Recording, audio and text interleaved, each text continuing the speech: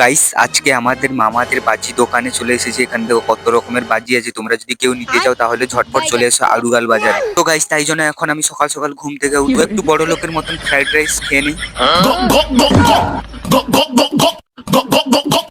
আর guys এখন আমি খেয়ে দিয়ে বেরিয়ে পড়েছি দোকান থেকে যাওয়ার জন্য। ফাইনালি গাইস কিছুক্ষণ গাড়ি চালানোর পরে এখন আমি আমার মামাদের দোকানে চলে এসেছি। যে দেখো কত রকমের টুপড়ি, ঝুরঝুরি বাতি, আরো অনেক রকমের বোম আছে, তোমরা নিতে চাইলে নিয়ে যাও। আর গাইস এখন বিকালে এসে এখন একটু ঘুরতে বেরোবো, ঠাকুর দেখছি, তাই জন্য এখন আমি রেডি হয়ে নিচ্ছি, ঝটপট রেডি হয়ে নিই। এখন আমি বিকালে বেরোবো ঘুরতে, একটু কোথায় কোথায় পুজো হচ্ছে দেখতে যাব। তাই জন্য এখন আমার 1.5 কোটি টাকার ডিরেকশনের কাছে চলে এসেছি। এই যে 1.5 কোটি টাকার ডিরেকশন স্টার মেরে দিয়েছি।